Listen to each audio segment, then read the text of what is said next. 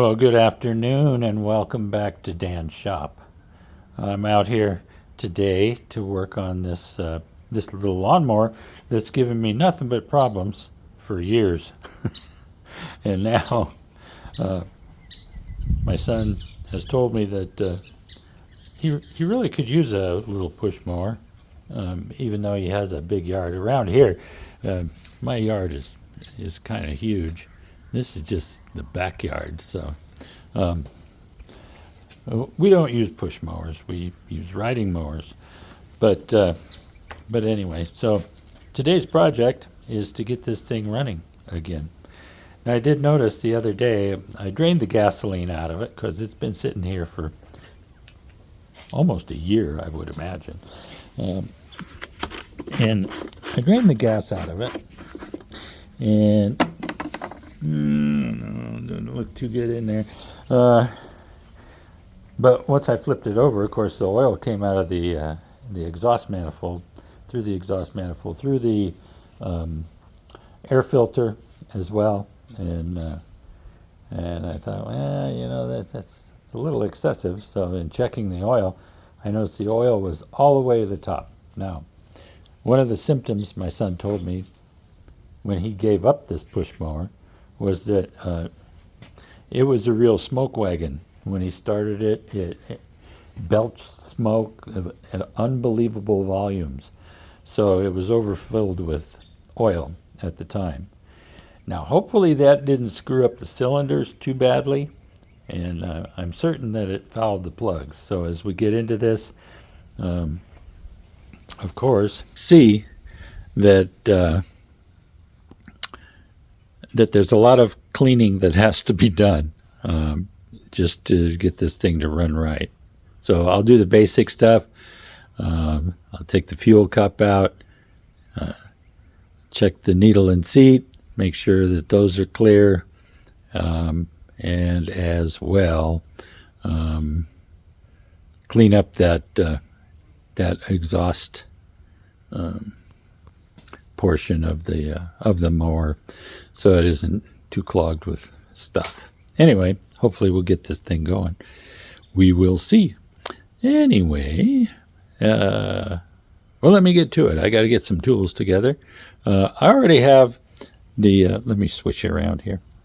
I already have the air filter off of it, and I have drained the gas. I probably ought to put a bore scope down that gas tank to see how bad the fuel tank is. But the air filter isn't in too bad a shape. However, it is saturated with oil. Or it was saturated with oil. So I've cleaned it with acetone, which somewhat dissolved portions of the rubber, so I don't recommend doing that. I also sprayed it down with mass airflow sensor cleaner, which is really not made for that, but it's probably one of the better solvents that I have that dissipates rapidly and doesn't leave a residue. So, having said all this about that, let's get to it.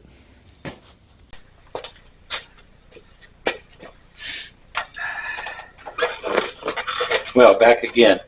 I have my original Bumby seat, developed by Mr. Jim Cano, a good friend of mine, who developed this seat. He works on cars all the time, and he needs to get down low. Has to have a comfortable place to sit. So he developed this seat. So it works out perfect for working on a mower. So here we go. I've assembled a few tools, not knowing exactly what I'm going to need here today. But we'll figure it out as we go.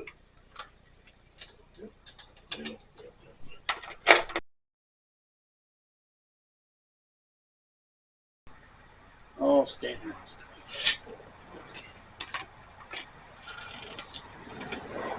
It's pretty normal. You get into some of these projects and they've got every nut size, screw size, bolt size. Why don't they just standardize this stuff? I don't know. It makes no sense to me. but that's, I guess it's not supposed to.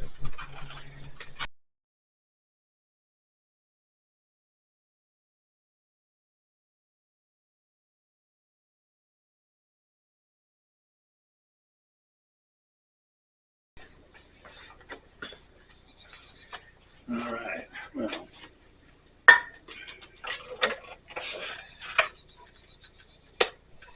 let's see what we can do to clean this up.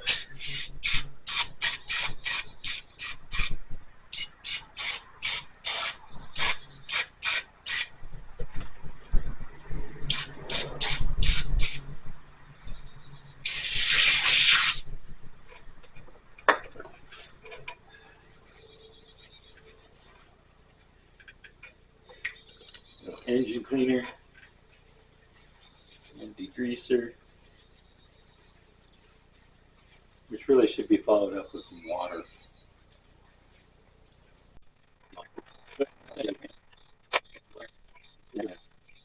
So that's the intake manifold that was full of oil. The part that sucks the air in to the engine, so that you get combustion, and that's where that oil went.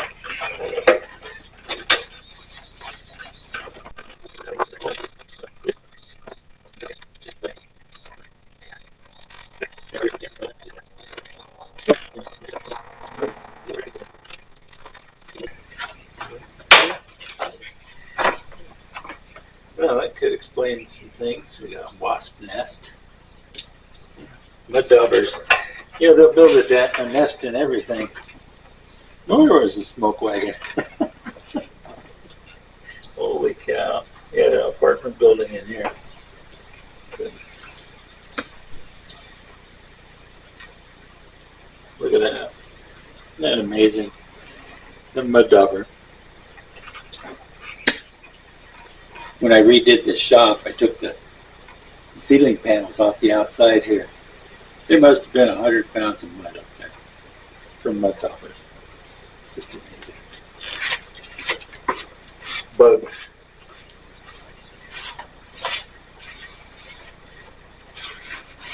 But that's Texas. It's kind of what we do. Not voluntarily.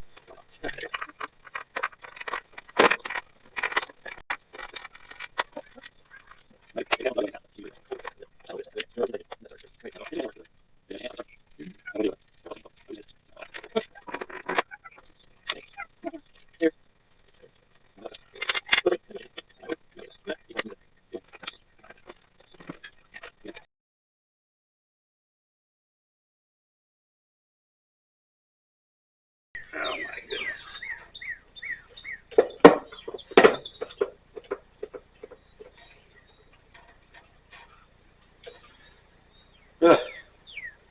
Well, that's not too bad. Could be better, but it's not too bad.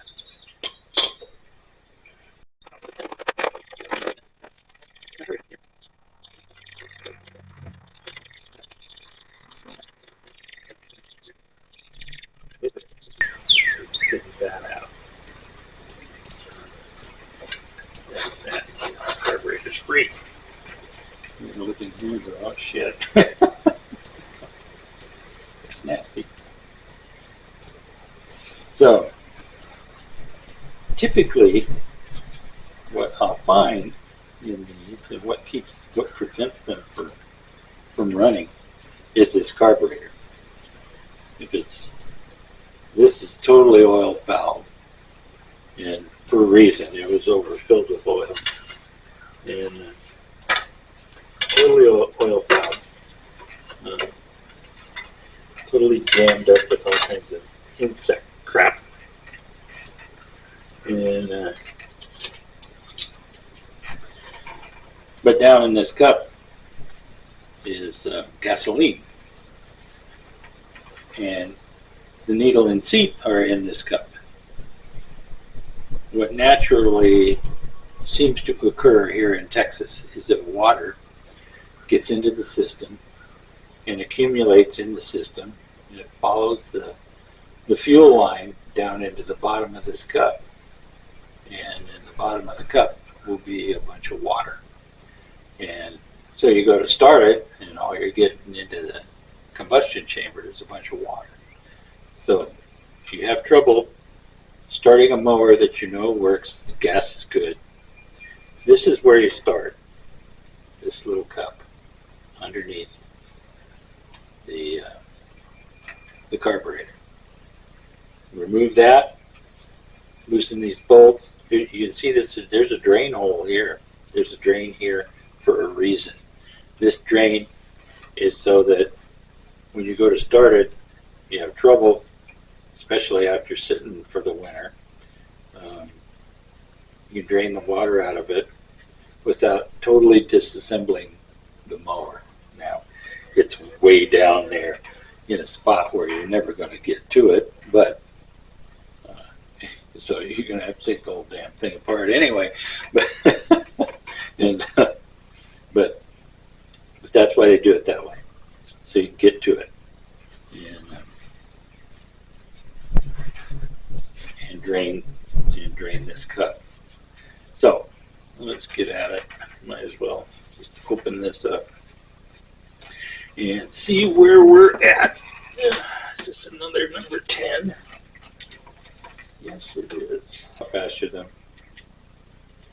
get flies. So I'm going to have to take this cup out, put some solvent in it, and bust up all that.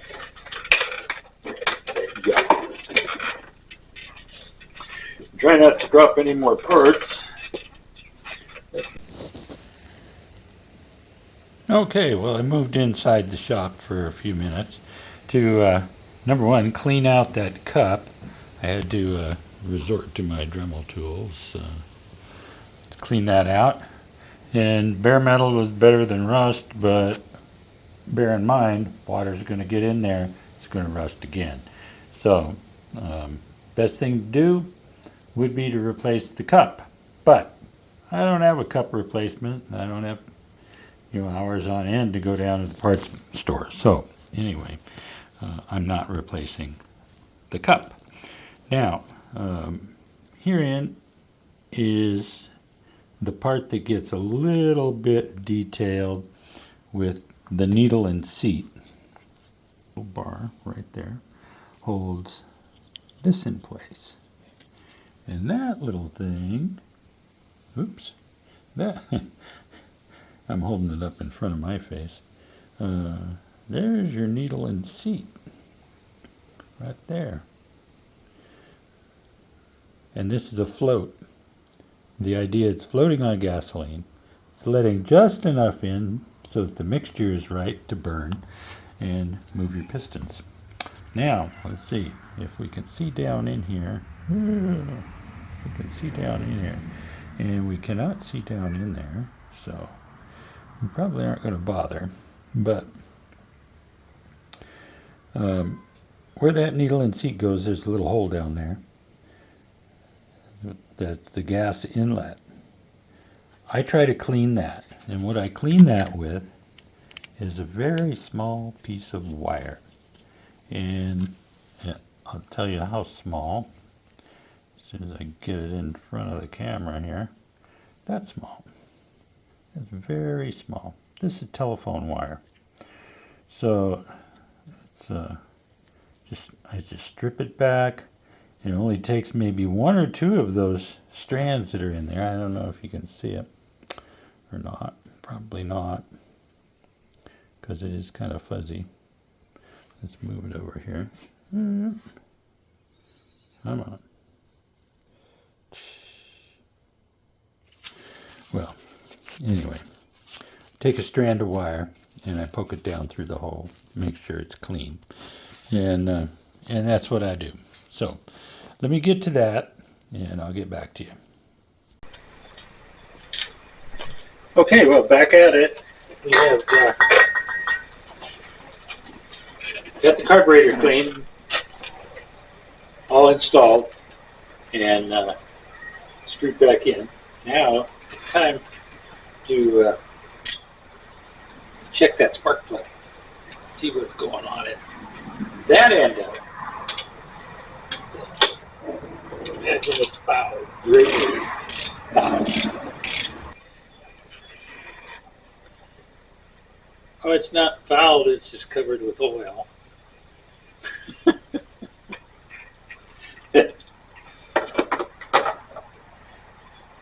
This is bad. Goodness. Oil everywhere.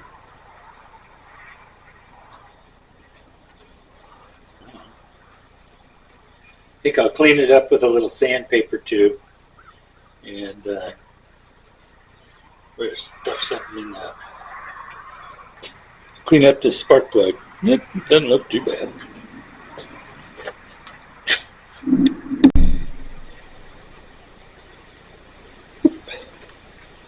All right.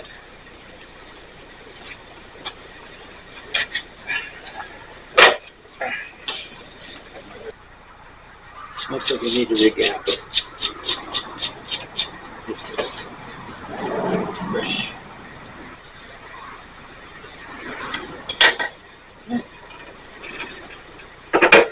So let that dude down. And let's put some gas in it. See if it goes. Now this little Troy-built TB130 uses regular gasoline. I need to put the air filter back on too. So let me do that and then give it a couple of cranks. Hopefully it'll start. I may take it out of the range, shoot it full of holes. We'll see.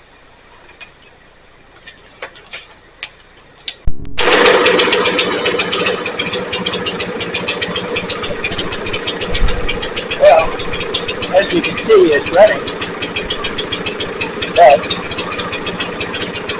not the most powerful. Well, as you could tell earlier, it was still running pretty rough. So I decided to regap the plug, maybe even replace the plug. It should not be running that rough, and it should have a little more oomph to it. So before I stick my hand in there and burn it,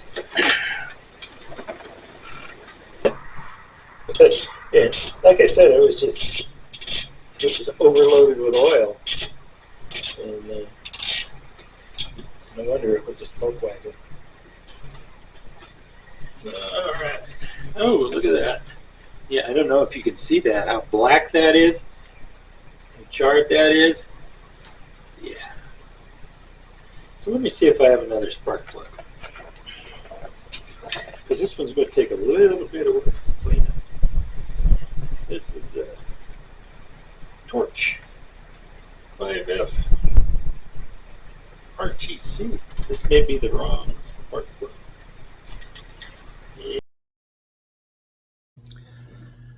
Well, in wrapping up this video on the Troy-built mower, the TB130, I gotta say, it's a very sensitive mower as far as having oil in the carburetor and the cylinder, because even in changing the blade, you have to tip it up and you block off the gas so it doesn't all leak out. But just even in tipping it to change the blade, putting it back, again, it fouled the plugs and caused me problems, so it didn't run very well. So having cleaned, I ran it for a while, got all that oil at least hot in there, then changed the plug one more time, pulled the plug, cleaned it, and put it back down, and it's running fine now, like it's brand new. So I don't know, it's just a mystery to me. Another thing that I did before, which isn't on the video, I put a little bit of acetone in the gas tank. That should get rid of any other scunge that might be on that carburetor through at least this first tank of gas as it's run through there. So I'm thinking this this mower should be okay as long as keep it flat and don't overfill the oil. So anyway, having said all this about that, that's where we're at. The mower's fixed and it's running good. So good luck with yours. Comments are more than welcome, and please like and subscribe. See you next time. Bye.